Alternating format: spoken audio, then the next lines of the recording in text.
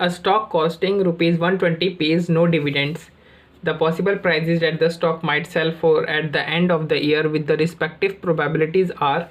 तो एक स्टॉक है, उसकी कॉस्ट कितनी है, 120 रुपये की कॉस्ट है उसकी, और इसके ऊपर कोई भी हमें डिविडेंड नहीं मिलता है इस स्टॉक के ऊपर।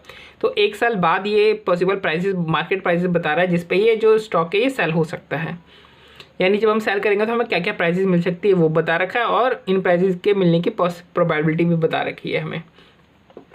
हमें क्या निकालना है, एक्सपेक्टेड रिटर्न निकालना है। तो एक्सपेक्टेड रिटर्न का फॉर्मूला क्या होता है, एक्सपेक्टेड रिटर्न का फॉर्मूला ये, अभी तक तो हमने ये देखा ना कि मार्केट प्राइस पे हम इंटरेस्ट या डिविडेंड में हम जो है प्लस कर देते हैं तो हमारा ग्रॉस रिटर्न आ जाता है। ग्रॉस में से जब हम कॉस्ट को माइनस कर देते हैं तो हमारा नेट रिटर्न आ जाता है, और नेट को जब हम कॉस्ट से वापस से डिवाइड करते हैं तो हमारा नेट रिटर्न परसेंटेज में निकल आता है। अभी तक हमने यही देखा था ये फॉर्मूला, ठीक है। अब इस फॉर्मूले को सीधा सीधा यहाँ पे अप्लाई कर दो। मार्केट प्राइस क्या है, ये रही हमारी मार्केट प्राइस। डिविडेंड क्या है, डिविडेंड हमारा 0 है, और मार्केट प्राइस और डिविडेंड को प्लस कर दो तो क्या आ जाएगा, ग्रॉस रिटर्न आ जाएगा। तो मार्केट प्राइस और डिविडेंड को हमने यहाँ पे प्लस कर दिया तो हमारे एक ग्रॉस रिटर्न आ गया।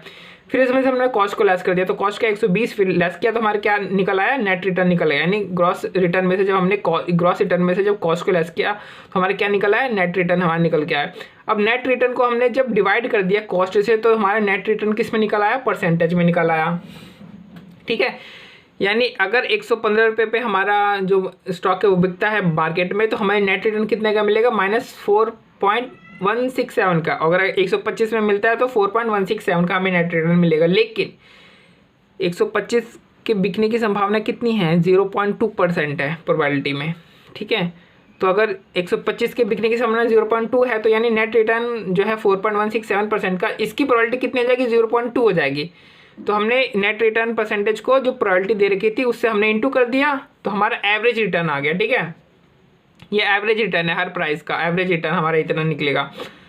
बट एक्सपेक्टेड रिटर्न को हम क्या कहते हैं, एक्सपेक्टेड रिटर्न को हम एक तरीके से ओवरऑल रिटर्न भी तो कहते हैं ना, कि ओवरऑल रिटर्न आपको मिली कितनी। तो अगर हर प्राइस में इतने रिटर्न मिल रही है तो ओवरऑल हमें कितना मिलेगा, तो इन सभी रिटर्न को प्लस कर दो तो आपका ओवरऑल रिटर्न आ गया, कितने का आया, 7.0827% का आ गया ओवरऑल रिटर्न, है ना। यानी एक्सपेक्टेड रिटर्न आपकी कितनी आ गई। अब आपको standard deviation of returns calculate करना है। यहाँ पे रिटर्न्स का मतलब क्या होता है, एवरेज रिटर्न। ये वाला एवरेज रिटर्न। तो इस एवरेज रिटर्न का आपको स्टैंडर्ड डेविएशन कैलकुलेट करना है। मतलब कि जो एक्सपेक्टेड रिटर्न है वो कितना डेविएट, उससे एवरेज रिटर्न कितना डेविएट कर रहा है, यानी एक्सपेक्टेड रिटर्न से एवरेज रिटर्न कितना डेविएट कर रहा है, आपको वो निकालना है। इसका एक सिंपल सा फॉर्मूला भी होता है, R माइनस R बार, फिर ब्रैकेट डाल के स्क्वायर, फिर प्रोबेबिलिटी से इंटू कर दो और लास्ट में अंडर स्क्वायर रूट कर दो। R मतलब रिटर्न कौन सा, एवरेज रिटर्न, और बार R मतलब ये एक्सपेक्टेड रिटर्न हमारा, P से प्रोबेबिलिटी होती है, ठीक है।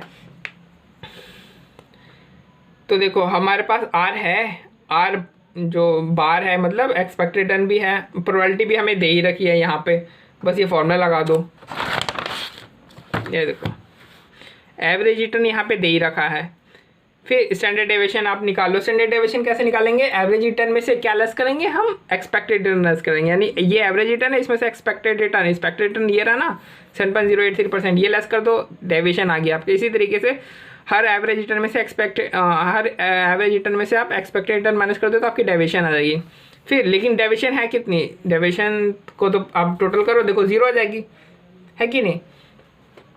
तो 0 क्यों आ रही, क्योंकि यहाँ पे प्लस में भी चीज़ें हैं और माइनस में भी चीज़ें। तो अगर हम माइनस वाली चीज़ें अगर प्लस में कर दें तब तो नहीं आएगा 0। तो इसलिए हम क्या करते हैं, इसको माइनस को प्लस में कन्वर्ट करने के लिए स्क्वायर कर देते हैं, स्क्वायर करते हैं। तो अब देखो अब यहाँ पे 0 नहीं आ सकता यहाँ पे। फिर इसको क्या किया हमने, फॉर्मूले के अकॉर्डिंग इसको हमने प्रोबेबिलिटी से इंटू कर दिया, क्योंकि ये इतना डेविएशन आने की प्रोबेबिलिटी है कितनी, सिर्फ 0.1 ही तो है ना। तो उसको हमने इसकी प्रोबेबिलिटी से इंटू कर दिया तो हमारा कितना आ गया, हमारा आ गया एक तरीके से कह लो एवरेज डेविएशन आ गया। बट हमें तो ओवरऑल डेविएशन चाहिए, हमें तो ओवरऑल स्टैंडर्ड डेविएशन, हमें चाहिए स्टैंडर्ड डेविएशन। स्टैंडर्ड मतलब जो एवरेज होता है, या फिर ओवरऑल कह लो, ओवरऑल जो एक्सपेक्टेड है। तो ओवरऑल डेविएशन के लिए क्या करना पड़ेगा, हमें इन सबको हमें कर दो प्लस।